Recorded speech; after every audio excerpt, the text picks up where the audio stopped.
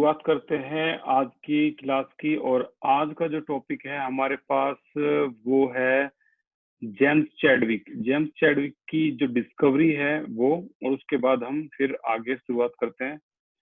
Okay, तो फिलहाल हमारे पास है जेम्स चैडविक, जिसने डिस्कवरी की थी प्रोटॉन की। ठीक है, discovery of proton by James Chadwick.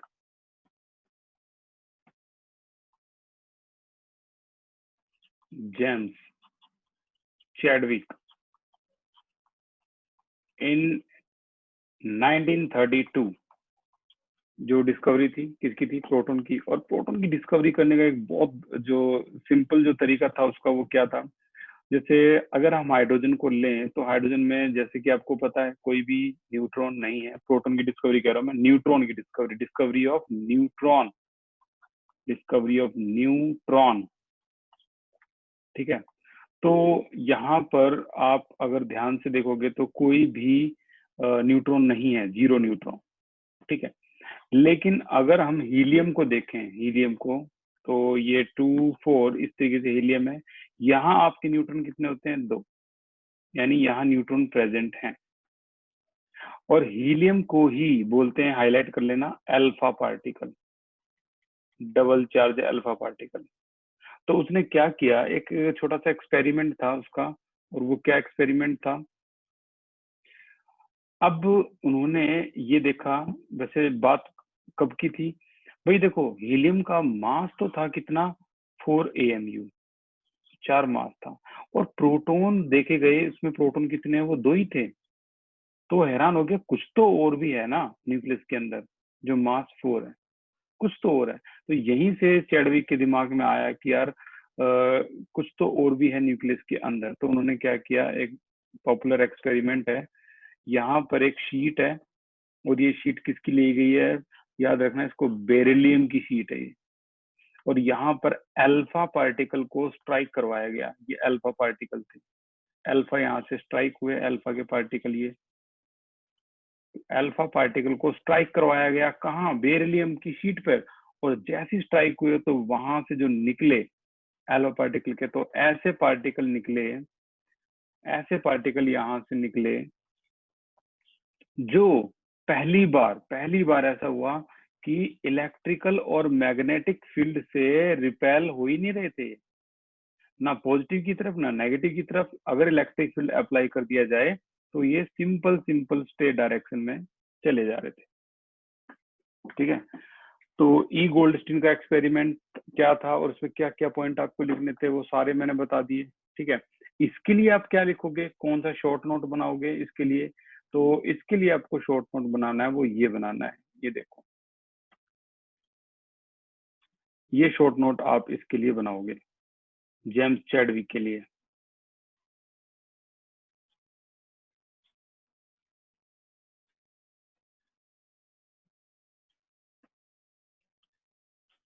Milk and oil drop experiment, और ये आपका प्लम पडिंग मॉडल जो है, ये भी आना रहता है। 2.2 एटॉमिक मॉडल, ये रहा, ये इतना हिस्सा आपको लिखना है। क्या? These particles were discovered by Chadwick by bombarding a thin sheet of beryllium by alpha particle. When electrical neutral particle having mass slightly greater than proton were emitted, he named these particle neutron. इतना आपको लिखना है James Chadwick के बारे में। ठीक है, तो ये इतना शॉर्ट नोट लिखना है, और डायग्राम बनाने की जरूरत ही नहीं है, छोटा शॉर्ट नोट ही आता है इस पे अगर आया तो। वैसे तो वो भी नहीं आएगा, लेकिन जो आएगा वो यही है।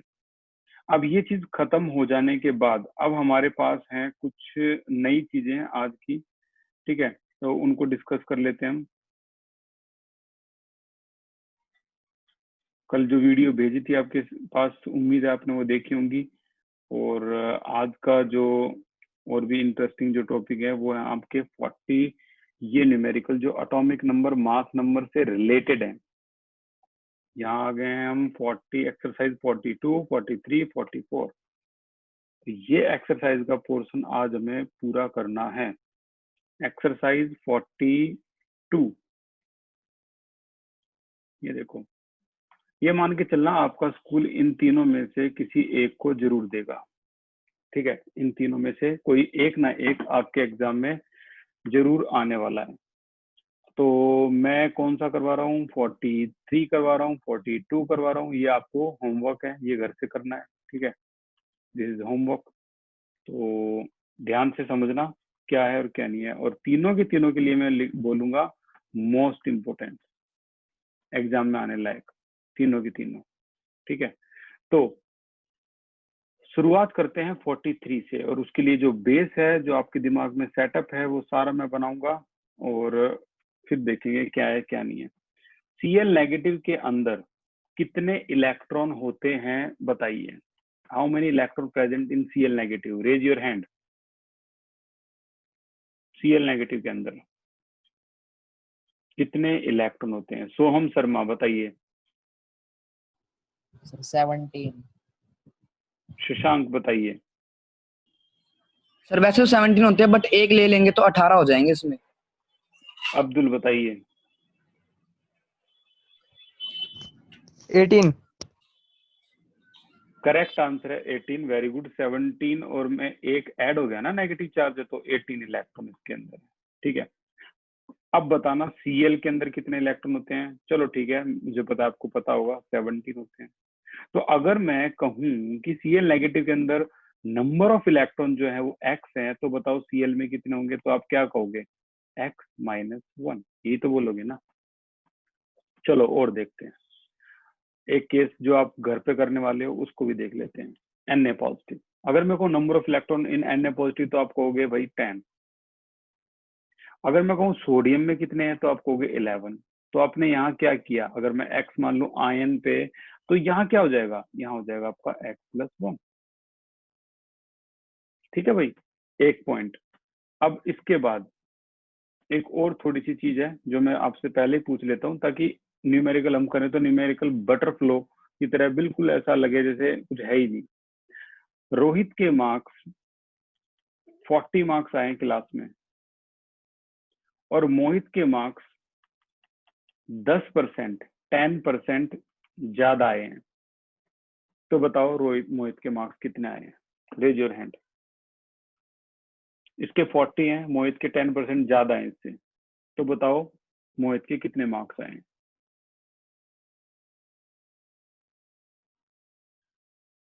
यस मिस्टर दानिश बताइए। 44 मार्क्स। सोहम शर्मा बताइए। 44। 44 मार्क्स करेक्ट आंसर है। देखो बड़ा सिंपल सा खेल है, इसके मार्क्स 10% ज्यादा है ना, तो हम कैसे निकालेंगे भाई, 40 तो आ ही होंगे यार, प्लस में 40 का 10% निकाल दो, तो आंसर क्या है आपका 44 मार्क्स।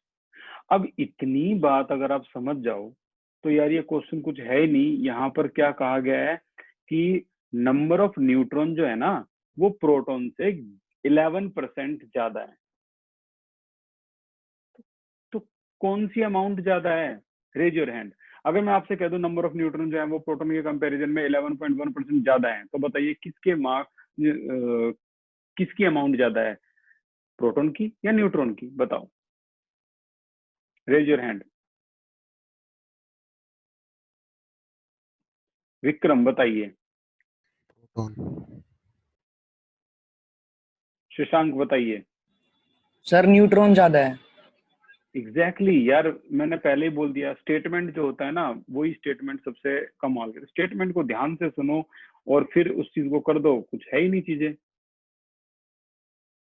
अगर मैं आपसे पूछूं कि एक इलेक्ट्रिक ट्रेन ईस्ट से वेस्ट की तरफ जा रही है, तो बताओ उसका जो धुआं है वो कहाँ जाएगा, रेज योर हैंड। ईस्ट से वेस्ट की तरफ जा रही है तो धुआं बताओ कहाँ जाएगा।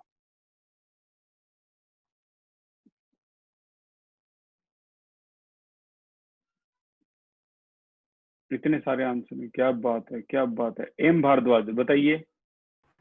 Towards east. ओम शुक्ला बताइए। सर ईस्ट की तरफ। धनंजय बताइए। सर ईस्ट की तरफ। अब्दुल बताइए। ईस्ट की तरफ। विनीत बताइए। सर वेस्ट की तरफ। सारे आंसर गलत थे। मैंने कहा था कि इलेक्ट्रिक ट्रेन में धुआं कहाँ होता है? वो तो कोयले की ट्रेन में होता है। तो इसीलिए जो वैल्यू है उसको आप ध्यान से समझना। आप ईस्ट वेस्ट करते हो क्यों? साइंस दिमाग है, साइंस दिमाग पूरा जोर लगाएगा आपका। तो उसमें वैल्यू को ध्यान से अगर सुनोगे, देखो न्यूट्रॉन की अमाउंट प्रोटॉन के कंपैरिजन में 11.1% ज्यादा है, तो इसका मतलब न्यूट्रॉन ज्यादा है यार। अब न्यूट्रॉन ज्यादा है तो अगर मैं इसी तरीके से जैसे मोहित रोहित को मैंने करा था, तो न्यूट्रॉन इज इक्वल टू क्या होगा? अगर मान लो इसकी अमाउंट x है, प्रोटॉन की अमाउंट, तो प्रोटॉन की अमाउंट से कितनी ज्यादा है?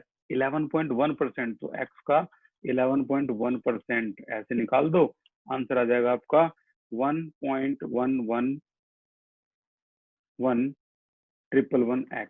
लो हो गया खत्म। ये क्वेश्चन अब कुछ है ही नहीं। तो ये मैं इतनी मेहनत इन क्वेश्चन पे इसलिए कर रहा हूँ क्योंकि मुझे पता है ये एग्जाम में आएंगे, ये रोक ही नहीं सकते आप इसको, ठीक है ना? ये तो एग्जाम में भाई आएंगे, कंफर्म है। तो 2043 को मैं करवा रहा हूँ। एक आयन है, इसकी वैल्यू को ध्यान से पढ़ो जैसे मैं बोल रहा हूँ। एक आयन है with mass number 37 possess 1 unit of negative charge, ठीक है? इफ नेगेटिव चार्ज है, if ion contain 11.1% more neutron than electron, electron से कंपैरिजन है, no problem. Find the symbol बताओ क्या होगा। चलो तो देखते हैं भाई।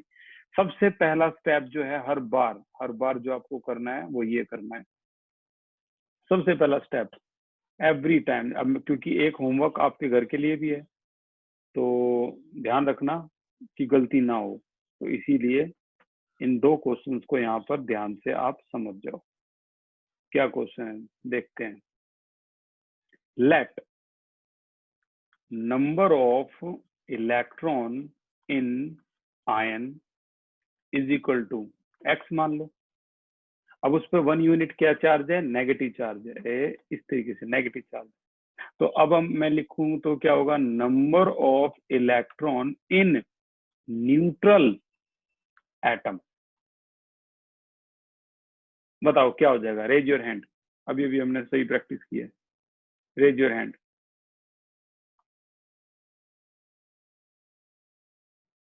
ध्रुव बताइए। x-1।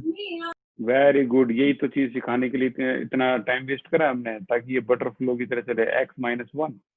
अब जितने भी न्यूट्रल एटम में इलेक्ट्रॉन होते हैं, न्यूट्रल एटम में, कल की क्लास, उसी को तो एटॉमिक नंबर बोलते हैं, उतने ही तो प्रोटॉन होते हैं। तो हम कह सकते हैं नंबर ऑफ प्रोटॉन पता लग गए। अब नंबर ऑफ प्रोटॉन जो है वो कितने हो जाएंगे? वही होंगे जो न्यूट्रल एटम में इलेक्ट्रॉन है, x-1। यहां तक किसी को भी डाउट हो तो रेज योर हैंड। क्वेश्चन खत्म हो चुका है, तो रहा ही नहीं क्वेश्चन में अब। ओके कोई डाउट नहीं है। अकॉर्डिंग टू क्वेश्चन, अब क्वेश्चन को थोड़ा रीड करते हैं। तो क्वेश्चन के हिसाब से अगर हम इसको देखें तो क्या कहा गया है? आयन विद मास नंबर 37 है, ठीक है। 1 यूनिट नेगेटिव चार्ज है, ये भी ठीक है। If ion contain 11.1% more neutron than electron, यानी न्यूट्रॉन ज्यादा है, तो भाई क्वेश्चन के अकॉर्डिंग हम क्या लिख सकते हैं? Ion contain number of neutron कितने ज्यादा हैं? 11.1%। किससे ज्यादा है? इलेक्ट्रॉन से ज्यादा है। यार इलेक्ट्रॉन तो हमारा यहाँ भी है, इलेक्ट्रॉन तो हमारा यहाँ भी है। मैं कौन से इलेक्ट्रॉन को लूं? x को लूं या x-1 को लूं? Raise your hand. कौन से इलेक्ट्रॉन को लूं? Very good very good. Ritu बताइए।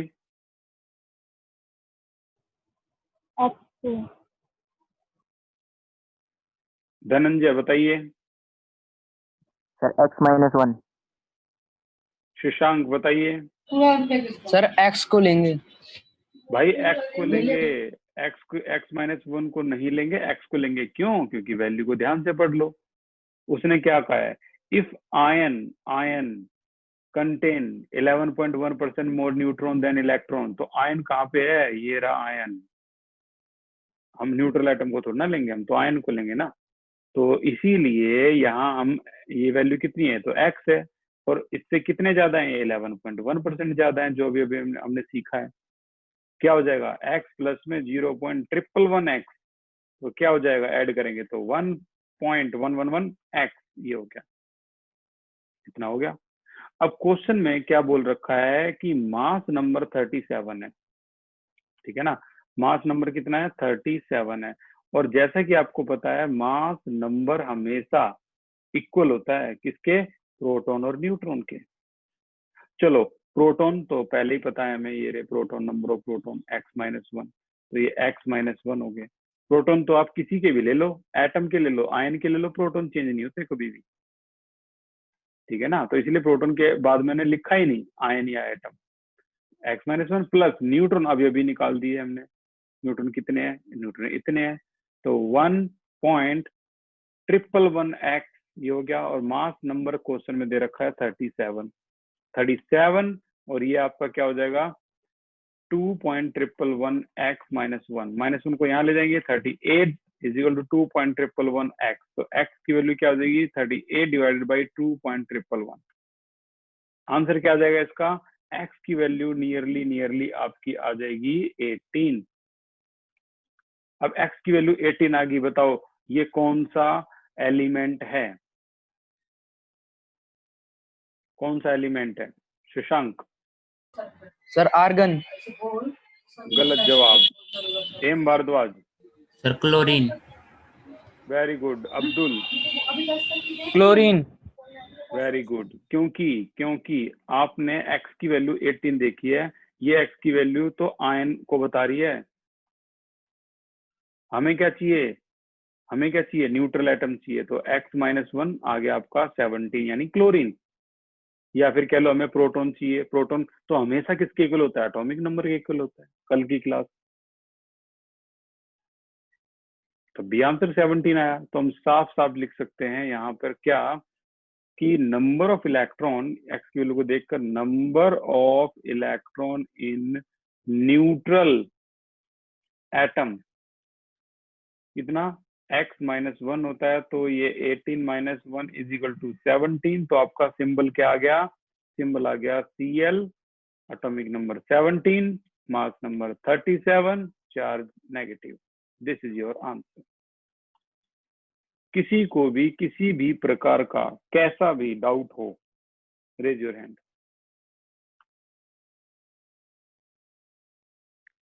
Raise your hand.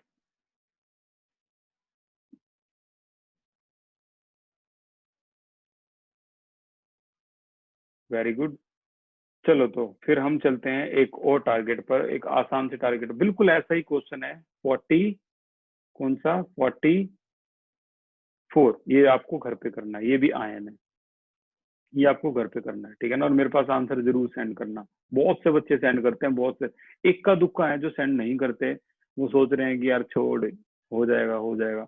तो भाई देखो, सारे सीनियर इंजीनियर बन गए, तो जूनियर इंजीनियर कौन बनेगा, ठीक है ना। अगर सारे सीनियर इंजीनियर बन गए तो ये जेई कौन बनेगा, जेई जूनियर इंजीनियर। तो इसीलिए जो आंसर नहीं भी भेज रहे, नो प्रॉब्लम, आपकी एक पोस्ट खाली है जेई की, अच्छी खासी सैलरी होती है इसमें भी, 25,000 per month, 30,000 per month promotion के बाद। सीनियर इंजीनियर ये तकरीबन 2 लाख पर मंथ, ठीक है ना। तो नो प्रॉब्लम, मुझे कुछ प्रॉब्लम नहीं है, जो जैसी जॉब चाहता है वैसी जॉब उसको मिल जाएगी, कोई भी प्रॉब्लम नहीं है, ठीक है ना। और ये सीनियर इंजीनियर का काम क्या होता है कंपनी में, मैं बता देता हूँ, ये सिर्फ 2 घंटे के लिए आते हैं, 2 आवर होते हैं इनके, 2 घंटे के लिए ये जेई को समझा के चले जाते हैं कि ऐसे ऐसे ऐसे ऐसे ऐसे ऐसे पूरी फिटिंग करनी है पूरी कंपनी में। और फिर ये जेई 8 घंटे की नौकरी करते हैं। तो इसीलिए जो आंसर भेज रहे हैं मेरे पास ईमानदारी से बेचारे, वो अपने आप को तैयार रखना, आपके लिए बढ़िया पोस्ट खाली है। ओके 42 पे आते हैं।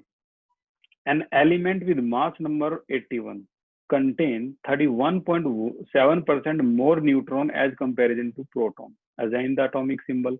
इसमें तो कुछ दिक्कत ही नहीं है, इसमें आयन है ही नहीं, ये तो सीधा सीधा क्वेश्चन बन गया, इसमें तो कुछ करना ही नहीं आपको, सीधा सीधा लिख दो,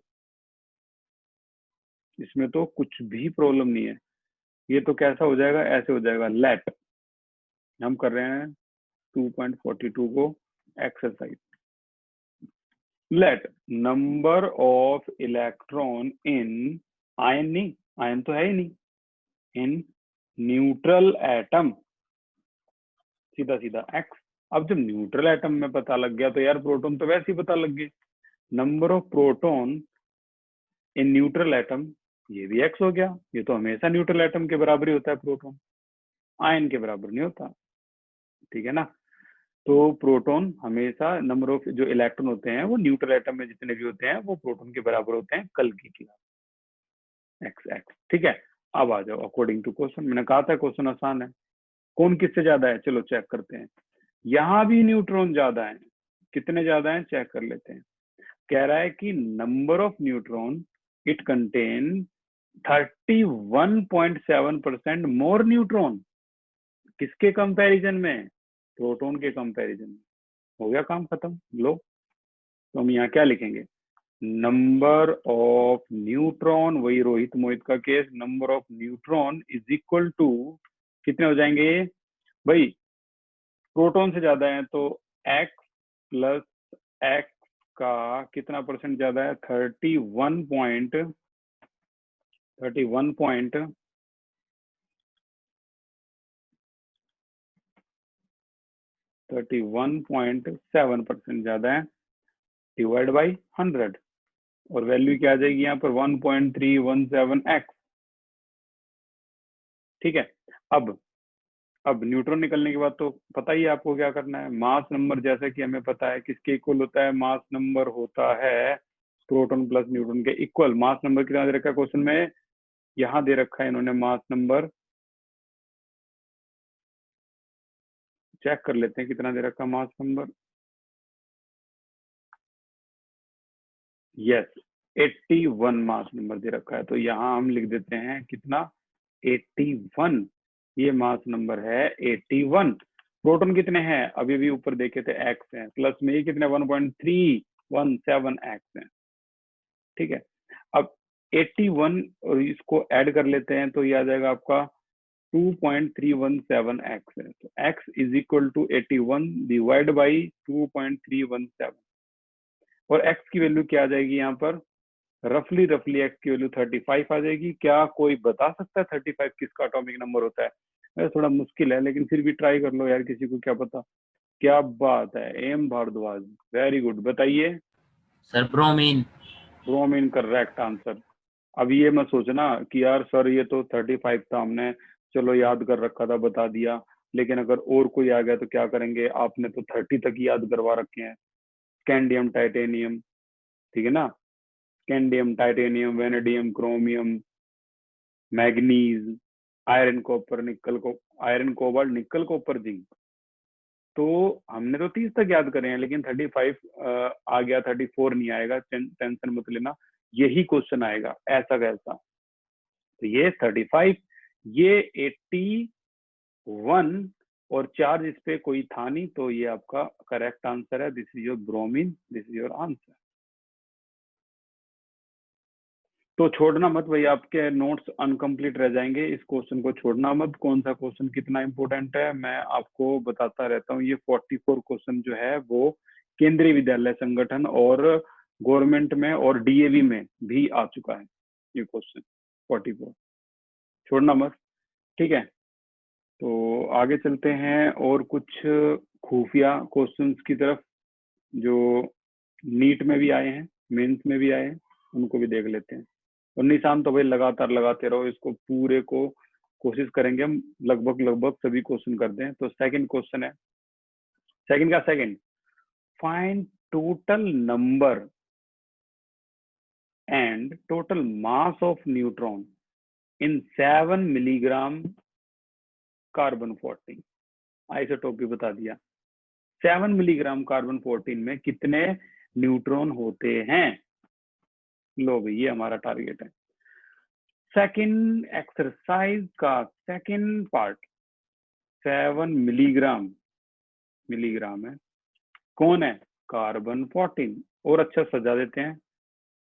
एटॉमिक नंबर कितना होता है? 6 होता है। तो चलो पहले एक काम करते हैं, हम इतने मिलीग्राम में, पहले न्यूट्रॉन के पीछे जा ही नहीं रहे हम, पहले हम ये कोशिश कर लेते हैं कि 7 मिलीग्राम में कितने कार्बन 14 होते हैं। तो देखो 1 मोल कार्बन 14 कंटेन 6.022 10 की पावर 23 कार्बन 14 एटम। इतने कार्बन 14 एटम, ठीक है। तो चलो बताओ 1 मोल इतना है ये कार्बन, तो इसका मास इन ग्राम देखते हैं, कौन एक्यूरेट बताएगा? Raise your hand. क्या कोई इसका मास इन ग्राम बता सकता है? 1 मोल तो मोल कंसेप्ट सभी का है ही है, मास इन ग्राम निकालना है कोई? शशांक आ गया, वेरी गुड शशांक, क्या बात है, 1 मोल कार्बन 14 का मास एक ही बता रहा है। यस शशांक बताइए। सर ये तीन सर उसके होते हैं ना, तो एवरेज एटॉमिक मास से तो 12.01 आ जाएगा। और लेकिन इसका सर मास नंबर बता दो यार। इसका सर क्या बताना है?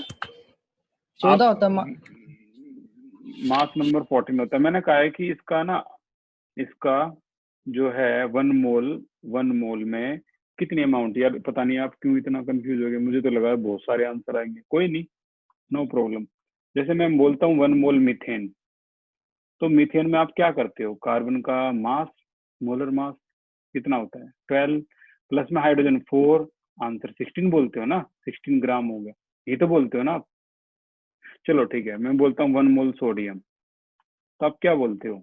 1 मोल सोडियम यानी 23 ग्राम। आप असल में इसका मोलर मास निकाल रहे होते हो। अभी मैंने कुछ अलग थोड़ा ना पूछा है, अभी भी मैंने वही पूछा है, 1 मोल कार्बन 14।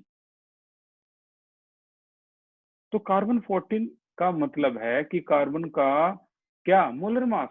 अब सब कहेंगे सर ये तो 12 होता है। अरे 12 वो होता है जो कार्बन 12 होता है। फिलहाल तो आपका आंसर आपके सामने ही है, ये रहा 14, तो इसका आंसर आना था 14 ग्राम। 12 ग्राम किसका होता है? जो नॉर्मल कार्बन होता है, ये वाला। तो इसलिए इसका आंसर अब 1 मोल में क्या लिखोगे आप?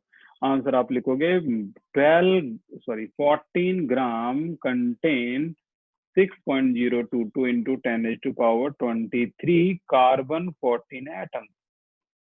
आइसोटोप को हम कार्बन 14 ही तो लिखेंगे ना, अब हमारे पास कोई और रास्ता तो है नहीं आइसोटोप को रिप्रेजेंट करने का।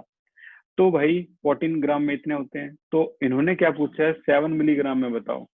तो 7 into 10⁻³ deci centi milli -3 gram contain is equal to कितने? 6.022 into 10⁻23 इंटू में 7 into 10 की पावर -3। ठीक है, तो ये आज आपके जैसे मल्टीप्लाई करोगे तो आ जाएंगे कार्बन 14 एटम। ठीक है, जैसे हमने मल्टीप्लाई किया तो ये आ गया आपका आंसर कितना? 3. 1 मिनट, 1 ग्राम में कितने होते हैं, फिर इतने ग्राम में निकालना है। ठीक है ठीक है ठीक है, बिल्कुल ठीक है, बिल्कुल ओके ओके ओके। तो 1 ग्राम में कितने होंगे? तो 6.022 इंटू 10⁻23 डिवाइडेड बाई 14, और कितने में पूछ रखे हैं? 7 मिलीग्राम। 7 इंटू 10⁻³ में कितने होंगे? तो मल्टीप्लाई बाई 7 इंटू 10⁻³ और अब हमारे कार्बन 14 एटम्स आ जाएंगे, कितने हैं? 3.011 इंटू 10⁻20 कार्बन 14 एटम्स। लो भाई आगे, मतलब 7 मिलीग्राम में इतने कार्बन 14 एटम्स होते हैं। अब हमें इतने तो कार्बन 14 एटम तो पूछ नहीं रखे, न्यूट्रॉन पूछ रखे हैं, तो लिख दो 1 कार्बन 14 एटम कंटेन कितने न्यूट्रॉन? 8 न्यूट्रॉन। तो फिर 3.011 into 10⁻20 कार्बन 14 कंटेन कितने न्यूट्रॉन? 8 से मल्टीप्लाई कर दो 3.011 into 10⁻20 और जो भी आपका आंसर आएगा वो न्यूट्रॉन में आ जाएगा। ये आ गया आपका 2.4 into 10⁻21 न्यूट्रॉन। ये आपका आंसर आ गया।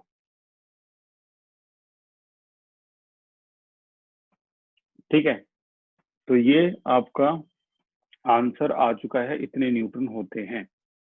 कॉन्सेप्ट आपको पता रहना चाहिए दिमाग में कि क्या पूछ रहा है वो। और देखो वो क्या पूछ रहा है, टोटल मास ऑफ न्यूट्रॉन भी बताओ।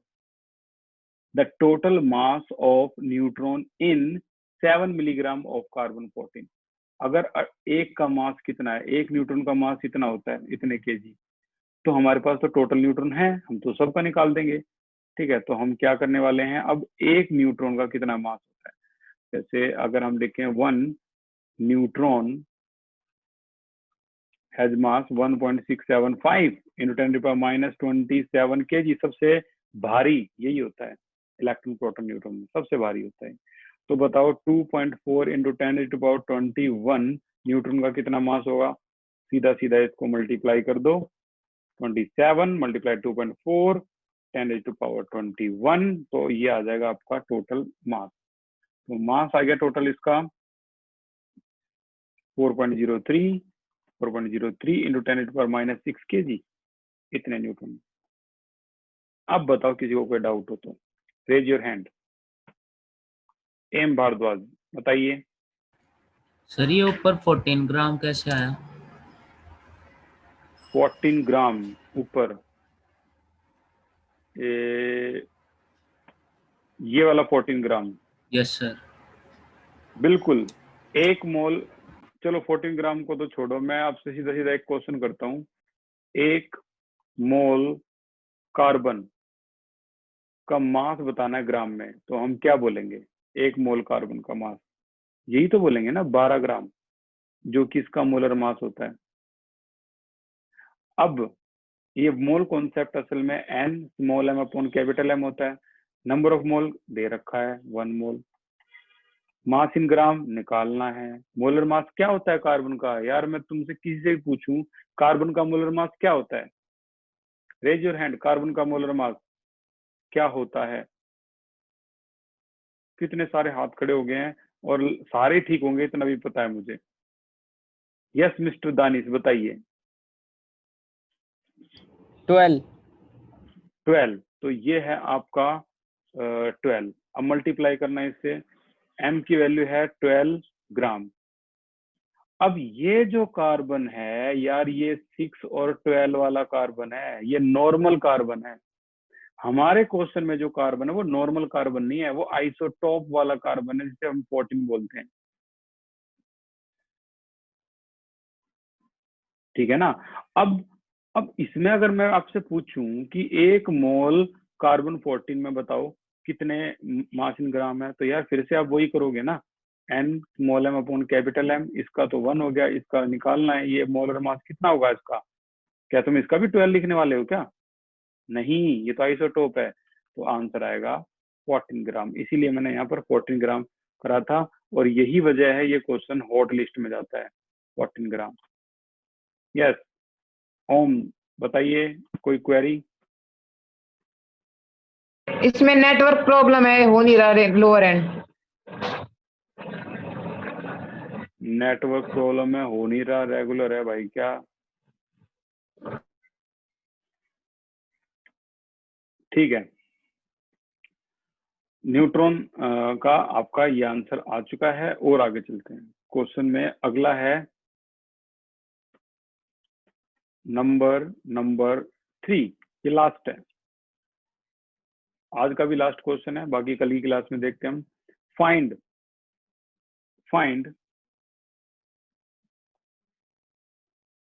Total number and total mass of proton in 34 milligram ammonia at STP। Number निकालने हैं और मास ऑफ प्रोटॉन निकालना है पहले तो टोटल नंबर ऑफ प्रोटॉन निकालते हैं इतने मिलीग्राम अमोनिया में, जैसे कि अभी अभी हमने किया था। तो देखो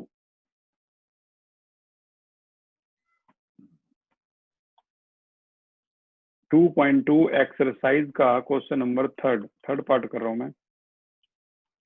34 मिलीग्राम अमोनिया। फिर से शुरू हो जाते हैं हम। 1 मोल अमोनिया में कितने होते हैं? 6.022 10 की पावर 23 अमोनिया मॉलिक्यूल। तो फिर 1 मोल तो कितना ग्राम होता है? रेज योर हैंड, ये कितना ग्राम हो जाएगा? Raise your hand. Yes Vikram बताइए। 17 ग्राम। 17 ग्राम बिल्कुल ठीक है। ये 17 ग्राम हो जाएगा इसका मोल कॉन्सेप्ट से। बहुत बढ़िया। ये 6.022 10 की पावर 23 अमोनिया मॉलिक्यूल होते हैं। लेकिन हमें तो इतने मिलीग्राम में चाहिए, तो 1 ग्राम में कितना होगा भाई? 6.022 10 की पावर 23 डिवाइडेड बाई 17। और 34 मिलीग्राम का मतलब होता है 34 इंटू 10⁻⁻, मिली कितना होता है आपका? -3 ग्राम। तो उसको सीधा सीधा मल्टीप्लाई करो। 34 इंटू 10 की पावर -3, तो 17 2 जा, और जैसे ही इसका आंसर आएगा ये आ जाएगा आपका 12.044 इंटू 10⁻20 अमोनिया मॉलिक्यूल आ गए। लेकिन हमें तो प्रोटॉन निकालने हैं, तो फिर से स्टार्ट हो जाओ। 1 अमोनिया मॉलिक्यूल के अंदर कितने प्रोटॉन होते हैं? जाहिर सी बात है यार, नाइट्रोजन के अंदर एटॉमिक नंबर ही तो प्रोटॉन होता है ना। नाइट्रोजन के अंदर 7 हो गए, हाइड्रोजन के अंदर 1 1 1 10 प्रोटॉन हो गए टोटल। तो फिर इतने मॉलिक्यूल के अंदर कितने प्रोटॉन होंगे? मॉलिक्यूल के अंदर तो 10 को मल्टीप्लाई कर देंगे 12.044 10 की पावर 20। ठीक है, आपका आंसर आएगा 12.044 10 की पावर 21। इतने प्रोटॉन टोटल निकल चुके हैं। अब अगला क्वेश्चन क्या है? अगला क्वेश्चन भाई, अगला क्वेश्चन किया है इन्होंने कि ये बताओ कि टोटल मास ऑफ प्रोटॉन कितना होगा? मास ऑफ प्रोटॉन। तो मास ऑफ प्रोटॉन अब हम निकालने वाले हैं वो किस तरह से निकालने वाले हैं? मास ऑफ प्रोटॉन बड़ा सिंपल। एक प्रोटॉन का कितना मास होता है? एक प्रोटॉन का होता है 1.672। वो 75 था, ये 72 है। 10 की पावर -27 kg। तो यार इतने प्रोटॉन का कितना होगा? तो 12.044 10 की पावर 21 प्रोटॉन का मास 6 2 10 की power 27 multiply 12.044 into 10 raised to power 21, and this is your answer 1.204 into 10 raised to power 22। एक मिनट, मास की बात करें तो भाई मास ये है आपका, नंबर भी मैं मल्टीप्लाई करके बिल्कुल ठीक है, नंबर तो ओके है। हाँ, मास जो है आ जाएगा आपका 2.01 into 10 raised to power -5 kg। so this is your answer। खत्म। अब देख लो, ये क्वेश्चन आपके नीट और मेंस में आए थे।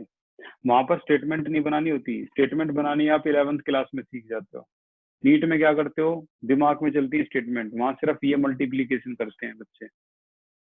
सीधा ऑप्शन ABCD। तो यहां तक किसी को कभी कोई डाउट हो तो अपना हैंड रेज करो, और मॉडल्स के बारे में हम अगली क्लास में स्टार्ट कर देंगे। कल की क्लास भी आपकी होगी। बताइए, raise your hand if you are facing any problem.